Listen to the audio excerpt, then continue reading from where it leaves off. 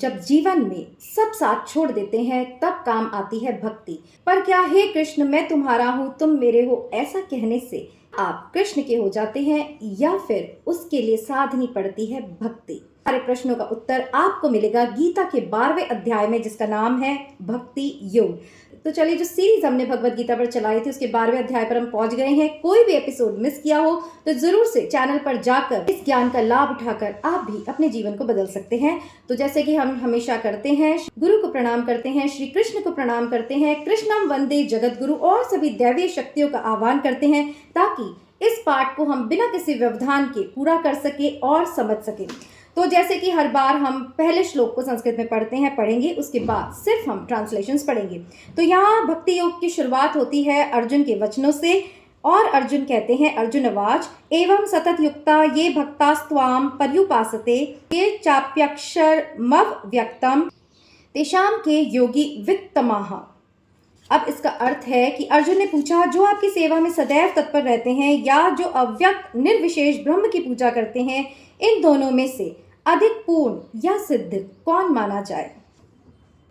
तो अब तक के अध्याय में हमने देखा श्री कृष्ण ने सभी रूपों के वर्णन करा, अपने निराकार रूप का वर्णन किया, अपने साकार रूप का वर्णन किया, योगियों का वर्णन किया, भक्तों का वर्णन किया। तो यहाँ अर्जुन ने अपनी जिज्ञासा रखी है कि हे श्री कृष्ण, मुझे कृपा करके बताइए कि आपको जो समस्त लोग जो आपको पूछते हैं, जो आपकी साधना करते हैं, उनमें से श्रेष्ठ कौन है? इन शॉर्ट वो पूछना चाहते हैं कि श्रेष्ठता किस में है, ज्ञानी बनने में कि भक्त बनने में? तो अब यहाँ श्री कृष्ण इसका उत्तर दे रहे हैं। श्री भगवान उवाच मय्यावेश्य मनो ये माम नित्य युक्ता उपासते श्रद्धया पर्योपितास्ते मे युक्तमा मतः। जिसका अर्थ है कि भगवान ने कहा, जो लोग अपने मन को मेरे साकार रूप में एकाग्र करते हैं और अत्यंत श्रद्धा पूर्वक मेरी पूजा करने में सदैव लगे रहते हैं, वे मेरे द्वारा परम सिद्ध माने जाते हैं। तो यहाँ भगवान ने कहा कि मेरे साकार रूप को, साकार मतलब जो दिखता है, जिसे हम पूजते हैं, उस रूप को भी अगर आप एकाग्र होकर श्रद्धा पूर्वक भजते हैं तो वे भक्त मुझे ही सिद्ध करते हैं। आगे वे कहते हैं, लेकिन जो लोग अपनी इंद्रियों को वश में करके तथा सबों के प्रति समभाव रखकर परम सत्य की निराकार कल्पना के अंतर्गत उस अव्यक्त की पूरी तरह से पूजा करते हैं, जो इंद्रियों की अनुभूति से परे है, सर्वव्यापी है, अकल्पनीय है, अपरिवर्तनीय है, अचल तथा ध्रुव है, वे समस्त लोगों के कल्याण में संलग्न रहकर अंततः मुझे प्राप्त करते हैं। अब यहाँ श्री कृष्ण कहते हैं कि जो मेरे साकार रूप की पूजा करते हैं वे मुझे सिद्ध करते हैं, पर जो मेरे निराकार रूप की पूजा करते हैं, मतलब मुझे किसी भी आकार में नहीं ढालते, मुझे निराकार समझते हैं, पर ब्रह्म परमात्मा समझते हैं, जिसका कोई आकार नहीं है, जिसकी कोई सीमा नहीं है, जो अचल है, जो ध्रुव मतलब जो एक जगह स्थिर है, ऐसा व्यक्ति जब अपनी इंद्रियों को वश में करके मुझ निराकार का ध्यान करता है, तप करता है, मुझ में ही लीन रहता है, वे मुझे अंततः प्राप्त कर ही लेता है। जिन लोगों का मन परमेश्वर के अव्यक्त निराकार स्वरूप के प्रति आसक्त है, उनके लिए प्राप्ति कर पाना अत्यंत कष्टप्रद है। देहधारियों के लिए उस क्षेत्र में प्राप्ति कर पाना सदैव दुष्कर होता है। अब यहाँ श्री कृष्ण कहते हैं कि मेरा जो निराकार रूप है वो तो बस योग द्वारा ही प्राप्त किया जा सकता है। इसलिए समस्त गीता में हमने देखा है कि कैसे योगाभ्यास करके आपको ईश्वर की भक्ति करनी चाहिए, मन को कैसे कंट्रोल करना चाहिए। बट यहाँ श्री कृष्ण कहते हैं, क्योंकि साधारण मनुष्य गृहस्थ है, अपने जीवन की दिनचर्या में इतना व्यस्त है, तो मुझ परब्रह्म की कल्पना कर पाना निराकार रूप में उसके लिए कष्टप्रद है। उसे तो कोई साकार रूप चाहिए कि कर्म करते हुए वे अपनी पूजा पाठ कर सके। आगे वे कहते हैं, जो अपने सारे कार्यों को मुझे में अर्पित करके तथा अविचलित भाव से मेरी भक्ति करते हैं, पूजा करते हैं और अपने चित्तों को मुझ पर स्थिर करके निरंतर मेरा ध्यान करते हैं, उसके लिए हे पार्थ मैं जन्म मृत्यु के सागर से शीघ्र उद्धार करता हूँ। अब यहाँ श्री कृष्ण कहते हैं कि इन कॉम्प्लिकेशंस में नहीं पढ़ना चाहिए, इन टेक्निकलिटीज में नहीं पढ़ना चाहिए। जैसे कि सिंपल शब्दों में मैं समझाऊं, कृष्ण कहते हैं कुछ भी मत करो, आप बस समस्त कर्मों को मुझे अर्पित करो और सारी चिंता मुझ पर छोड़ दो, तो मैं आपका उद्धार अवश्य करूंगा। तो यही गीता का सार है कि सिर्फ आपका केंद्रीकरण कर्मों पर होना चाहिए, कि कर्मों को कैसे शुद्ध भाव से किया जाए, ईश्वर को समर्पित करके किया जाए। फिर आपको जन्म मरण पाप पुण्य इन सब के बारे में विचार नहीं करना पड़ेगा। आप जब कृष्ण के अधीन होंगे तब वो ही आपसे कार्य कराएंगे और वो ही आपको फल देंगे। तो कर्म की विशेषता यहाँ पूरी गीता में हमें समझ में आ गई होगी, अगर आपने मेरे सारे सीरीज फॉलो किए होंगे, कि कृष्ण को पाने का एकमात्र तरीका है समर्पण। हर चीज में, फिर चाहे वो कर्मों का हो, चाहे विचारों का हो, चाहे प्रेम का हो। प्रेम भी आपको कृष्ण से ही करना है, इस जगत से नहीं। कर्म भी आपको कृष्ण के लिए ही करना है, इस जगत के लिए नहीं। और जब आप ऐसे करेंगे, इस जगत के लिए नहीं, मतलब ये नहीं कि आपको पूजा पाठ करनी, नहीं। हर व्यक्ति जिसके लिए भी आप कर्म कर रहे हैं उसमें कृष्ण को देखकर उसके प्रति अपने कर्तव्य का निर्वाह करना है, पर मन से किसी से भी बंधना नहीं है। ये होता है सच्चा समर्पित कर्म। और जो ऐसा करता है वो भक्त मुझे अत्यंत प्रिय है और वो मुझे ही प्राप्त करता है, ऐसा श्री कृष्ण यहाँ कह रहे हैं। तो आगे भगवान कहते हैं, मुझ भगवान में अपने चित्त को स्थिर करो और अपनी सारी बुद्धि मुझ में लगाओ, इस प्रकार तुम निस्संदेह मुझ में सदैव वास करोगे।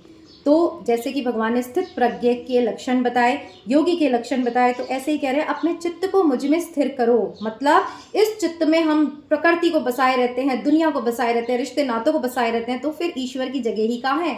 इसलिए कृष्ण ने कहा इस चित्त को स्थिर करो, शांत हो, भाग दौड़ से अपने आप को समेटो और मुझ में स्थिर करो और अपनी सारी बुद्धि भी मुझ में लगाओ, कि जैसे मैंने आपको बताया कैसे कृष्ण के निमित्त आपको कर्म करना है, इस प्रकार तुम निस्संदेह मुझ में ही वास करोगे। ऐसा श्री कृष्ण कहते हैं, हे अर्जुन, हे धनंजय, कि तुम अपने चित्त को अविचल भाव से मतलब स्थिर नहीं कर सकते, अविचल भाव से मुझ पर स्थिर नहीं कर सकते, तो तुम भक्ति योग के विधि विधानों का पालन करो। इस प्रकार तुम मुझे प्राप्त करने की चाह उत्पन्न करो। तो श्री कृष्ण कह रहे हैं, अगर तुम अपनी इंद्रियों को वश में नहीं कर सकते, तुम अपने चित्त को स्थिर नहीं कर सकते, इसी प्रकृति में बह रहे हो, तो फिर तुम भक्ति का पालन करो, मतलब भक्ति के विधि विधानों का पालन करो, मतलब पूजा करो, मेरी सेवा शुश्रूषा करो, तो इससे चित्त शुद्धि होगी और इससे मुझको पाने की चाह तुम अपने अंदर उत्पन्न करो। तो यहाँ देखिए अलग अलग भक्ति की स्टेजेस होती हैं। प्राथमिक स्टेज में आप माला कर सकते हैं, आप पूजा पाठ कर सकते हैं, पर जैसे जैसे आप समाधि की स्टेजेस में पहुँचते जाएंगे आपकी माला छूट जाएगी, आपका पूजा पाठ छूट जाएगा। क्यों? क्योंकि फिर निरंतर आप उसमें ही लीन रहेंगे। तो फिर इन नीचे की स्टेजेस से, मतलब अगर आप LKG से पास होके फर्स्ट में आ गए तो आप वापस LKG की चीज़ें आपको करने की जरूरत नहीं है। तो ऐसे ही साधना की भी अलग अलग स्टेजेस होती हैं, और जब हम नेक्स्ट स्टेज में आते हैं तो हमारी जो स्थिति होती है मन की, चित्त शुद्धि की, और जब हम स्थित प्रज्ञ बन जाते हैं तो फिर हम आगे की सीढ़ियां चढ़ते जाते हैं और निरंतर कृष्ण में ही लीन रहते हैं। यदि तुम भक्ति योग के विधि विधानों का भी अभ्यास नहीं कर सकते तो मेरे लिए कर्म करने का प्रयत्न करो, क्योंकि मेरे लिए कर्म करने से तुम पूर्ण अवस्था को प्राप्त होगे। अब देखिए यहाँ कृष्ण भगवान कितना ऑप्शन दे रहे हैं। जो प्रकृति कृष्ण ने बनाई वो इतनी आकर्षक है कि उसमें फंसकर कृष्ण को ही भूल रहे हैं। तो भगवान कह रहे हैं अगर भक्ति नहीं कर सकते, अगर तुम्हारा चित्त कंट्रोल नहीं कर सकते, तुम्हारे चित्त को वश में नहीं कर सकते, इंद्रियों को कंट्रोल नहीं कर सकते, तो भक्ति के विधि विधानों से अपने आप को मेरी ओर आने में लगाओ। वो भी नहीं कर सकते तो फिर तुम कर्म मुझे समर्पित करके करो, तो भी मैं तुम्हारी बुद्धि को शुद्ध कर दूंगा और तुम मेरे ओर आने का प्रयत्न कर पाओगे। किंतु यदि तुम मेरे इस भावनामृत में कर्म करने में भी असमर्थ हो तो तुम अपने कर्म के समस्त फलों को त्याग कर कर्म करने तथा आत्मस्थित होने का प्रयत्न करो। अब देखिए, अब भगवान फिर एक ऑप्शन दे रहे हैं। मन को स्थिर नहीं कर सकते तो भक्ति करो, भक्ति नहीं कर सकते तो कर्म मुझे समर्पित करो, और कर्म भी अगर तुम मुझे समर्पित करके नहीं कर सकते तो फिर ऐसा करो कि कर्म के समस्त फलों को पाने की इच्छा छोड़ दो, कर्म के फल को ही मुझ पे छोड़ दो, तो भी किसी मात्रा में तुम मेरी ओर चल सकते हो, आ सकते हो और मुझे पाने का प्रयत्न कर सकते हो। यदि तुम यह अभ्यास भी नहीं कर सकते तो ज्ञान के अनुशीलन में लग जाओ। अब श्री कृष्ण कहते हैं कि अगर ये सब भी तुमसे नहीं हो रहा है तो फिर तुम ज्ञान के अनुशीलन में लग जाओ, मतलब ज्ञान प्राप्त करो। ज्ञान से आपकी चेतना शुद्ध होगी, आपकी बुद्धि जगेगी और फिर आपको सही गलत का भान हो जाएगा, और फिर वही ज्ञान का मार्ग तुम्हें भक्ति में ले आएगा और भक्ति का मार्ग तुम्हें समाधि में ले जाएगा। लेकिन ज्ञान से श्रेष्ठ ध्यान है। जैसे कि मैंने कहा, ज्ञान से आप भक्ति में आएंगे, भक्ति से समाधि यानी ध्यान में। तो भगवान कह रहे हैं ज्ञान से श्रेष्ठ ध्यान है, ध्यान से भी श्रेष्ठ है कर्म फलों का परित्याग, क्योंकि ऐसे त्याग से मनुष्य को मन शांति प्राप्त होती है। अब यहाँ श्री कृष्ण ने इतनी बड़ी बात कही है कि ध्यान से भी श्रेष्ठ क्या है, कर्म के फलों का परित्याग। क्योंकि अगर हम ध्यान भी करते हैं और वो किसी इच्छा की पूर्ति के लिए करते हैं तो फिर हम कर्म में बंध जाते हैं, उसके फल में बन जाते हैं। तो ध्यान से श्रेष्ठ है कर्म के फलों का परित्याग, जो ही आपको इस भाव सागर से पार लगाएगा, मतलब आपको मुक्त करेगा, क्योंकि कर्म फल जो है वो भी हमें बंधन में बांधे रखता है। जो किसी से द्वेष नहीं रखता, सभी जीवों का दयालु मित्र है, जो अपने को स्वामी नहीं मानता और मिथ्या अहंकार से मुक्त है। भक्तों की, संतों की महिमा बता रखी है, उनके लक्षण बता रखे हैं कि किसी से द्वेष नहीं रखता। अब सब में अगर कृष्ण देखेगा अगर कोई सब में कृष्ण देखेगा तो कृष्ण भगवान ने तो कहा है सब में मुझको देखो, अगर हम इन्हें फॉलो करेंगे तो फिर द्वेष किससे रखेंगे। कौन है दूसरा? सभी जीवों का दयालु मित्र है, सबके प्रति दया दिखाना, जो अपने को स्वामी नहीं मानता, जिसमें ये अहंकार भी नहीं होता कि मैं कुछ हूँ या मैं योगी हूँ। अहंकार मुक्त व्यक्ति जो सुख दुख में संभाव रखता है, यानी स्थित प्रज्ञ, न सुख में सुखी न दुख में दुखी। सहिष्णु मतलब सहनशील होता है, कोई भी उसका अपमान करे वो ये समझ जाता है कि ये मेरे कर्मों का फल चुकाने आया है, और वो उस पल शांत रहता है तथा बुद्धि को स्थिर करके भक्ति में लगा रहता है। ऐसा भक्त मुझे अत्यंत प्रिय है। तो यहाँ सारे लक्षण जो श्री कृष्ण ने बताए हैं, आप उसे सुनकर हमें खुद का आकलन करना चाहिए कि हम में क्या क्या लक्षण है और क्या हमारी पात्रता भी है श्री कृष्ण की ओर आने की। पर कुछ तो पात्रता है, इसलिए हम इस पाठ को कर रहे हैं और इसे सुन रहे हैं। तो सुनने के भी अगर आप बड़भागी बने हैं तो यस, हम पर उस कृष्ण की कृपा तो है कि हम इसे समझने का प्रयत्न भी कर रहे हैं, जिससे किसी को कष्ट नहीं पहुंचता तथा जो अन्य किसी के द्वारा विचलित नहीं किया जाता, जो सुख दुख में, भय में और चिंता में संभाव रहता है, वह मुझे अत्यंत प्रिय है। तो देखिए श्री कृष्ण यहाँ बता रहे हैं मुझे कौन प्रिय है। स्थित प्रज्ञ, जिसकी व्याख्या हमने बहुत अच्छे अच्छे एग्जाम्पल से पिछले अध्यायों में करी है। तो अभी फटाफट ये चैप्टर पूरा करते हैं। और भगवान कहते हैं मुझे वही प्रिय है जो किसी को कष्ट नहीं पहुंचाता। अब आप सोचिए कि आप मन से, वाणी से या कर्म से किसी को कष्ट पहुंचाते हैं या नहीं। अगर नहीं तो आप भी श्री कृष्ण के प्रिय हैं। और किसी के द्वारा विचलित नहीं किया जाता, मतलब शांत रहता है, कोई अच्छा बोले कोई बुरा बोले, और सुख दुख में भी समान रहता है। तो ये सारे लक्षण जिसमें होंगे वो कृष्ण को अति प्रिय होंगे। मेरा ऐसा भक्त जो सामान्य कार्यकलापों पर आश्रित नहीं है, जो शुद्ध वक्ष, चिंता रहित, समस्त कष्टों से रहित है और किसी फल के लिए प्रयत्नशील नहीं रहता, वो मुझे अतिशय प्रिय है। तो भगवान यहाँ बता रहे हैं मुझे कौन प्रिय है। कुछ भी आशा किसी से भी नहीं रखता, जिसका कोई भी कर्म फल की इच्छा से नहीं होता, और जो प्रयत्नशील रहता है मुझे ही पाने में और मुझ में ही चित्त लगाता है और समस्त कष्टों से रहित है। मतलब इस प्रकृति में रहते हुए भी जब वो समझ जाएगा कि जो कुछ हो रहा है ईश्वर की मर्जी से हो रहा है, तो फिर वो सभी दुखों से भी मुक्त रहेगा। और ऐसा भक्त मुझे प्रिय है, जो न कभी हर्षित होता है, न शोक करता है, जो न पछताता है, न इच्छा करता है, जो शुभ तथा अशुभ दोनों प्रकार की वस्तुओं का परित्याग कर देता है, ऐसा भक्त अत्यंत प्रिय है। अब देखिए बहुत इजी है। जो खुश नहीं होता, मतलब खुश में, अब इसका मतलब ये नहीं कि खुशी नहीं होता कि कोई आपको अच्छी खबर दे रहा है और आप बोलो हम तो योगी है, मुंह लटका के बैठे हैं। जी नहीं, ये सारी जो प्रैक्टिकल ज्ञान है गीता का, वो मैंने मेरे गुरु से सीखा कि जब हम उनको कुछ बताते थे तो वो खुश होते थे, हमारी तरह ही सेलिब्रेट करते थे कि हाँ हमें सक्सेस मिली, चाहे साधना में हो चाहे प्रकृति में हो। और जब हम दुखी होकर कुछ बताते थे तो वो हमारे दुख को समझकर, ऐसा नहीं कि मैं तो योगी हो तुम दुखी हो तो मैं हंस रहा हूँ, जी नहीं, वो उसको भी समझते। तो देखिए गीता ऐसे ही समझ में नहीं आती। यहाँ श्री कृष्ण के कहने का मतलब है कि हर्ष नहीं करता, शोक नहीं करता, मतलब वो ऐसा करता दिखता है, बट सारी जो गीता का ज्ञान है वो मन की स्थिति पे है। मन से वो सबसे डिटैच रहता है, ना वो किसी के सुख में ऐसा हो जाता है कि वाह ये सुखी हो गया तो हम उसी का चिंतन किए जा रहे हैं, ना किसी के दुख में वो इतना शोक में चला जाता है, क्योंकि इसे पता है करने वाला ईश्वर है, सब प्रकृति अपने आप चल रही है और वो मन से सबसे निर्लिप्त रहता है। जो ना तो पछताता है ना इच्छा करता है। अब पछताना क्यों, जब पता है सब कुछ ईश्वर के ही द्वारा किया जा रहा है, तो वो ना पछताता है ना इच्छा करता है। इच्छा करेगा तो फिर वो बंधेगा। तथा जो शुभ अशुभ दोनों प्रकार की वस्तुओं का परित्याग कर देता है कि उसे किसी चीज की आशा ही नहीं होती, उसके लिए फिर कुछ भी शुभ या अशुभ नहीं होता। कहते हैं ना हम इतना शुभ अशुभ देख के हर काम करते हैं, बट जब हम ईश्वर को समर्पण करते हैं, ऐसे भक्त का समय कभी भी शुभ अशुभ नहीं होता, कोई घड़ी उसके लिए अशुभ नहीं होती। ऐसा मेरा विश्वास है, ऐसा मैंने देखा है और ऐसा आपने भी देखा होगा। इसलिए ईश्वर की ओर बढ़िए, फिर आपको किसी भी और चीज का चिंतन करने की कोई आवश्यकता नहीं है। आगे चलते हैं। जो मित्रों तथा शत्रुओं के लिए समान है, जो मान तथा अपमान, शीत गर्मी, सुख दुख, यश अपयश में संभाव रखता है, जो दूषित संगति से सदैव मुक्त रहता है, जो सदैव मौन, किसी भी वस्तु में संतुष्ट रहता है, जो किसी भी प्रकार के घर बार की परवाह नहीं करता, जो ज्ञान में दृढ़ है और जो भक्ति में संलग्न है, ऐसा पुरुष मुझे अत्यंत प्रिय है। अब यहाँ देखिए कृष्ण ने कितनी उपमाएं दी, कितनी एग्जाम्पल्स हमें समझाया कि कौन मुझे प्रिय है। अब ये कह रहे हैं जो मित्रों और शत्रुओं में समान है, मतलब ऐसे बात नहीं कि वो मित्र नहीं बनाता और शत्रु को गले लगाता है, जी नहीं। मित्रों शत्रुओं में समान मतलब ना मित्रों से अधिक प्रेम रखता है ना शत्रुओं से वैर रखता है। अगर कोई शत्रु आया है तो वो देखता है वो निमित्त मात्र है मेरे कर्मों का, और वो चुप रह के समभाव रखता है। ना मित्रों में आसक्त होता है ना शत्रुओं से द्वेष रखता है, ये है इसका मतलब। और जो मान अपमान में भी सम रहता है। अब जिसे पता है कि मान अपमान इस शरीर का हो रहा है, मैं आत्मा सच्चिदानंद हूँ, ईश्वर का भक्त हूँ, तो वो मान अपमान से भी परे रहता है। सर्दी गर्मी उसे नहीं लगती है, मतलब ये नहीं कि लगेगी नहीं, सर्दी में वो स्वेटर नहीं पहनेगा, जी नहीं। सर्दी गर्मी से निर्लिप्त है, मतलब सर्दी का जो रोना नहीं रोते कि वो सर्दी लग रही है, और गर्मी से जो परेशान नहीं होते। तो ये सारे स्थित प्रज्ञ के लक्षण हैं, स्थित प्रज्ञ योगियों के लक्षण हैं कि जो संभाव है, शांत है, हर परिस्थिति में समान भाव से ईश्वर का चिंतन कर रहा है, वही सच्चा भक्त है, सच्चा योगी है, और वही मुझे, यानी श्री कृष्ण कहते हैं, मुझे अत्यंत प्रिय है।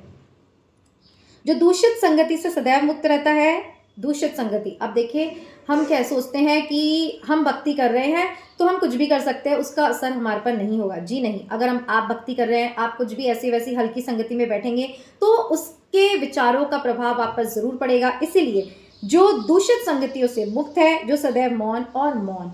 देखिए अब यहाँ जब भी कोई मुझसे मिलता है तो उसे ऐसा लगता है कि मैं बहुत एक्सट्रोवर्ट हूँ या मैं किसी को बोर नहीं होने देती, बट ऐसा नहीं है। जब मैं लोगों के साथ होती हूँ तो मैं उनसे वार्तालाप करती हूँ, बट जब ज़्यादा से ज़्यादा समय मेरा एकांत में और मौन में ही रहता है, मैं किसी से ना ज़्यादा फ़ोन पे बात करती हूँ ना ये, तो मैं आपको ये नहीं कह रही कि आप नहीं करते, बस ये है कि जब आप सबके साथ हो तो किसी को इग्नोर्ड फील ना हो कि देखिए ये अहंकारी है, ये हमसे बात नहीं कर रही। बट जब आप अपने आप में स्थित रहें तब आपको मौन का पालन करना है, क्योंकि उसी से आपकी ऊर्जा शक्ति बढ़ती है।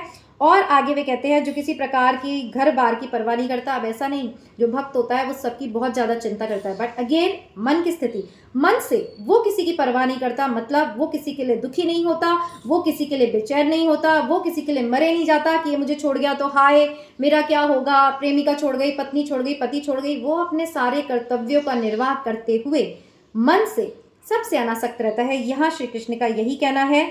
और जो ज्ञान में दृढ़ रहता है, मतलब जिसे अपने ज्ञान पर पूरा विश्वास होता है, और जो भक्ति में संलग्न है, भक्ति में निरंतर लगा रहता है। ये नहीं कि दुख आया तो हे भगवान तुमने कर दिया, हम तो तुम्हारे भक्त नहीं बनेंगे, हम तो भक्ति छोड़ रहे हैं, हम भी खाएंगे पिएंगे मौज करेंगे और दूसरों की तरह ही जीवन जिएंगे, क्योंकि भक्ति करने से भी हमें दुख ही मिल रहा है। तो देखिए गीता का ज्ञान इसीलिए गुप्त कहा जाता है, सीक्रेट कहा जाता है, क्योंकि जो शब्द लिखे हैं जब तक आप उसका मर्म नहीं समझेंगे आप इस ज्ञान को लेने से चूक जाएंगे। इसीलिए गीता जब भी समझ में आती है जब कृष्ण की कृपा होती है, या जब कोई गुरु हमारे जीवन में भेजा जाता है, जैसे कि मेरे गुरु थे जिन्होंने इन सब चीज़ों को प्रैक्टिकल अप्लाई कैसे करना है बताया, और तभी आज मैं ये सब बोल पा रही हूँ और आपको भी बता पा रही हूँ। तो अंत में श्री कृष्ण कहते हैं जो इस भक्ति के अमर पथ का अनुसरण करते हैं और जो ही अपना चरम लक्ष्य बनाकर श्रद्धा सहित पूर्ण रूपेण संलग्न रहते हैं, वे भक्त मुझे अत्यंत प्रिय हैं। तो कौन से भक्त प्रिय हैं? जो भक्ति के पथ का अनुसरण करते हैं और जो मुझे ही अपना लक्ष्य बनाते हैं, वे भक्त मुझे अत्यंत प्रिय हैं। तो भक्ति योग चैप्टर छोटा था, कृष्ण ने सारी बातें बता दी कि कौन मुझे प्रिय है और आप मुझ तक कैसे आ सकते हैं। अब चुनाव आपका है कि इन क्वालिटीज़ को देखिए और फिर चिंतन करिए इनमें से क्या क्या हमारे अंदर है। क्या हम लोगों से द्वेष रखते हैं? क्या हम सुख दुख में सम रहते हैं? क्या हम ये अपने वो दूसरे, क्या हम में ऐसा भाव है? देखिए मैं ये नहीं कह रही कि आप अपना पैसा दूसरों पे लुटा दो, नहीं, बट कम से कम हमारे मन में ये होना चाहिए कि उसमें भी कृष्ण है। हम किसी का अच्छा नहीं कर सकते तो हम किसी का बुरा भी ना करें। बट आजकल हम देखेंगे कि हम तो घर में एक दूसरे को कितने अपशब्द बोलते हैं, कितना दिल दुखाते हैं। तो बाहर की छोड़िए, क्या आप घर में भी, घर के लोगों में भी उस कृष्ण को देख पा रहे हैं? जी नहीं। पत्नी है तो पत्नी को बोलते हैं, सास है तो सास को बोलते हैं, वो बहू है तो बहू को बोलते हैं। तो अब ये इतना गीता के 12वें चैप्टर पर हम पहुंच चुके हैं। आपको डिसाइड करना है कि जीवन को कुछ स्पिरिचुअल हाइट्स तक ले जाना है, अपनी कॉन्शियसनेस को ऊपर उठाना है, या फिर नीचे के धरातलों में ही इसी प्रकृति में रम कर रह जाना है, इसी प्रकृति के धरातल पर एक सामान्य मनुष्य की तरह जीवन यापन करना है, या फिर अपने आप को योगी बनाने का अभ्यास करते हुए उस कृष्ण को पाना है कि जिसको पाने के बाद कुछ भी पाना शेष नहीं रहता। क्यों?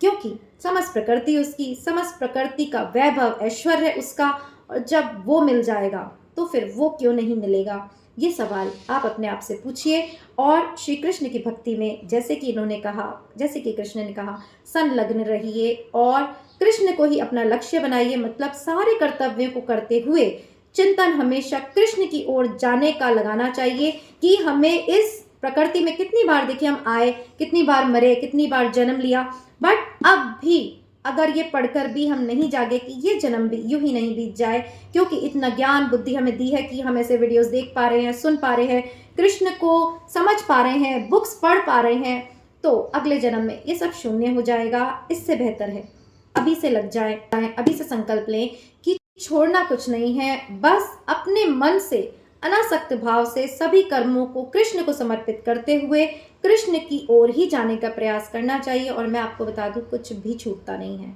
जब मैंने मेरे गुरु के यहाँ जाना शुरू किया था, तब लोगों को ऐसा लगता था तो सन्यासी हो जाएगी, ये तो शादी नहीं करेगी। यस, मेरे मन में ऐसा आया था कि मैं शादी नहीं करूं, बट उस समय मेरे गुरु ने मुझे बताया कि मुझे पूरी डेस्टिनी तुम्हारी दिख रही है कि तुम अपनी शादी को नहीं टाल सकती, पर जिससे तुम्हारी शादी होगी वो तुम्हारे तप का फल है कि वो तुम्हारी साधना में मदद करेगा। और यही हुआ, जिससे मेरी शादी हुई। उनकी जॉब वापस मेरे गुरु के शहर में ही लगी, और तभी गुरु के साथ इतने सालों मैंने साधना करी। अब देखिए, साधना का मतलब ये नहीं कि आप 24 घंटे ध्यान में रहें, नहीं। साधना का ये अर्थ है कि आप जो ज्ञान मिल रहा है प्रकृति में रहकर उसको अप्लाई करें। अगर आप गुफाओं में चले जाएंगे, वहां लोग ही नहीं है, तो आप कैसे परीक्षा लेंगे कि आप सुख दुख में सम है, मान अपमान आपसे सहा जाता है कि नहीं। तो इस प्रकृति में रहते हुए जब आप इस प्रकृति से अनासक्त रहेंगे, तभी वो श्री कृष्ण आपके जीवन में उतरेंगे और आपको वो सब मिलेगा। मेरे साथ जो है वो देखते हैं, चाहे बाहर से आपको ना लगे, बट मैंने कहा अंदर की स्थिति, साधना आपके अंदर की स्थिति होती है, चित्त की स्थिति होती है, वो तब दिखती है जब आप लोगों से व्यवहार करते हैं। आप कैसे, अब मैं भी अगर शादियों में जाती हूँ तो खूब डांस करती हूँ, सबकी चिंता करती हूँ, बट अंदर निरंतर कृष्ण का स्मरण चलता रहता है। और ऐसा ही स्मरण जब आप करेंगे तो इस प्रकृति की कोई भी चीज़ आपको पाना इम्पॉसिबल नहीं होगी। मुझे इस जन्म में ईश्वर ने इतना टैलेंट दिया, इतनी सारी सक्सेस दी, बट फिर मुझ में ये चिंतन भी दिया कि हर चीज़ जो है वो शून्य हो जाएगी। सिर्फ ईश्वर की भक्ति ही आपको अगले जन्म में उसी पॉइंट से शुरू होगी जहां आपने छोड़ी थी। तो क्यों ना इसे पाने में लगाया जाए। इसका मतलब ये नहीं आप जॉब नहीं करें, आप घर पे बैठ के राम नाम ले, जी नहीं, राम नाम लेना भी आसान नहीं है, मन लेने ही नहीं देगा। तो कर्म तो करना पड़ेगा, पर जब आप उस कर्म को ईश्वर को समर्पित कर देंगे, तब आप उस कर्म के फल से मुक्त हो जाएंगे, और तब आप योगी बन जाएंगे। यस, गृहस्थ में रहते हुए योगी बन जाएंगे। योगी बनना, मीराबाई गृहस्थी तो थी, तो वो भी भक्त थी ना, तो इसलिए मैंने कहा ये सब मन की स्थिति है। आप भी गृहस्थी में रहते हुए मीराबाई की तरह, रहीदास की तरह, किसी भी और योगी की तरह बन सकते हैं। इसी विश्वास के साथ आज ये भक्ति योग चैप्टर, देखिए भक्ति योग चैप्टर है तो भक्तों का भी स्मरण आ गया। कबीर दास जी हैं, कितने कितने भक्त हुए, तो ये भी उस ईश्वर की कृपा से ही हमें इस ज्ञान को सुनने का सौभाग्य मिलता है। और अगर सुनकर इसे अप्लाई नहीं किया जाए, तो मेरे गुरु ऐसे कहते थे कि इसका मतलब है आपने सुना और उसको वहीं झाड़ दिया और फिर प्रकृति के सुख दुख में लग गए। तो प्रकृति को छोड़ना नहीं है, पर पुरुष को यानी परमात्मा में अपने आप को लीन रखना है। तो अब आपको ये टॉपिक जरूर पसंद आया होगा, और फिर अध्याय 13 में, चैप्टर 13 में हम मिलेंगे यही इट्स मी मैं हूं पर। टिल देन अपना ध्यान रखिएगा। जय श्री कृष्णा।